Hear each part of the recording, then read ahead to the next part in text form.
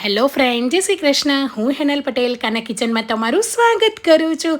શું તમે પણ તમારા બાળકોના નાસ્તા માટે કન્ફ્યુઝ છો કે પછી સવારની ભાગદોડમાં બાળકોને દરરોજ ટિફિનમાં શું આપવું? તો આજે હું એકદમ ક્રિસ્પી સોજી બાઇટ્સ બનાવીશ. એકદમ સરસ એવા ક્રિસ્પી બનીને તૈયાર થઈ જશે. તમે ફ્રોઝન કરીને 1 વીક સુધી ફ્રીઝરમાં પણ તમે રહેવા દઈ શકો છો અને જ્યારે ખાવા હોય ત્યારે બાળકોને તળીને આપી શકો છો. તો એના માટે 1 કપ જેટલું પાણી, સ્વાદ પ્રમાણે મીઠું, 1 મોટી ચમચી આખું જીરું, 1 ચમચી ચીલી ફ્લેક્સ એડ કરી લઈશું અને 1 થી 2 ચમચી જેટલા લીલા ફ્રેશ ધાણા એડ કરીને આ પાણીને સારી રીતે ઉકાળી લઈશું. આ સોજી બાઇટ્સ આપણે થોડા એવા હેલ્ધી બનાવીશું, એટલા માટે હું અહીંયા સોજીનો ઉપયોગ કરીશ. જે મોટી દાણેદાર સોજી આવે છે એ જ લેવાની છે. તમારી પાસે ઝીણી નાની સોજી હોય એ પણ તમે લઈ શકો છો, પણ એકદમ ક્રિસ્પી અને કુરકુરે સરસ બને એના માટે આ રીતે મોટી સોજીનો મેં અહીંયા ઉપયોગ કર્યો છે. તો અહીંયા 1 કપ જેટલી સોજી એડ કરવાની છે અને કન્ટિન્યુઅસ લો ગેસની ફ્લેમ પર આપણે મિક્સ કરતા રહેવાનું છે. બસ 2 થી 3 સેકન્ડ મિક્સ કરશો એટલે સોજી છે પાણીની અંદર ફૂલવા લાગશે. હવે ગેસની ફ્લેમ બંધ કરી દેવાની છે અને સારી રીતે 1 થી 2 વખત મિક્સ કરી લઈશું અને મિશ્રણ ગરમ હોય ત્યારે જ આપણે એને ઢાંકીને 5 થી 7 મિનિટ રેસ્ટ આપીશું. તો બધી જ સોજી છે એ એકદમ ફૂલીને સોફ્ટ થઈ જશે. તો 5 થી 7 મિનિટ થઈ ગઈ છે. ઢાંકણ ખોલીને આપણે ચેક કરી લઈશું. તો મિશ્રણ તમે જોઈ શકો છો એકદમ કડક અને એકદમ કઠણ મિશ્રણ તૈયાર થઈ ગયું છે. હવે આ મિશ્રણની અંદર આપણે 1 બાફેલું મોટું બટેટું લીધું છે, એને છાલ કાઢીને એડ કરી લઈશું. બટેટું એડ કરવાથી એકદમ અંદરથી સોફ્ટ થશે, જાળીદાર થશે અને ખાવાનો ખૂબ જ સરસ એવો ટેસ્ટ આવશે. અને અહીંયા મેં 1 ચીઝ ક્યુબ લીધું છે, તો આ રીતે પ્રોસેસ ચીઝને પણ એડ કરી લઈશું.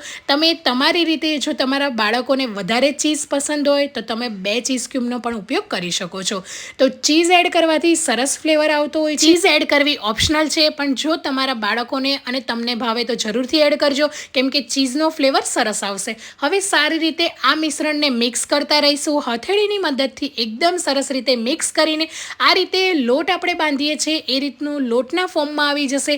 તો તમે જોઈ શકો છો આ મિશ્રણ જરાય ચોંટશે પણ નહીં, ક્યાંય ચીપકશે નહીં, એટલું સરસ એવું બનીને તૈયાર થઈ જશે. હવે આ મિશ્રણના તમે કોઈ પણ શેપના બનાવી શકો છો. તમારી પાસે કૂકી મોલ્ડ હોય, કૂકી કટર હોય, એનાથી તમે કરી શકો છો. ઘરમાં કોઈ પણ મોલ્ડથી તમે આને વણીને કરી શકો છો. હું અત્યારે સિલિન્ડર શેપ કરી રહી છું. તો આ રીતે લાંબી લાંબી સ્ટ્રીપ કરીને આ રીતે વચ્ચે કટ કરી લઈશું અને હાથની મદદથી બંને સાઈડને પ્રેસ કરીને રાઉન્ડ કરી લઈશું. તો એકદમ સરસ એવો સિલિન્ડરનો શેપ તૈયાર થઈ જશે.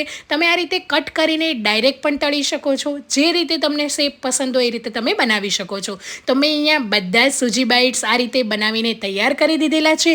હવે આ સૂજી બાઇટ્સને કોઈ પણ એરટાઇટ ડબ્બાની અંદર કે પછી કોઈ પણ આ રીતે તમે જીપલોક બેગની અંદર પણ ભરી શકો છો અને આ રીતે ભરીને એરટાઇટ ડબ્બામાં બંધ કરીને ફ્રીઝરની અંદર તમે 1 વીક સુધી સ્ટોર કરી શકો છો.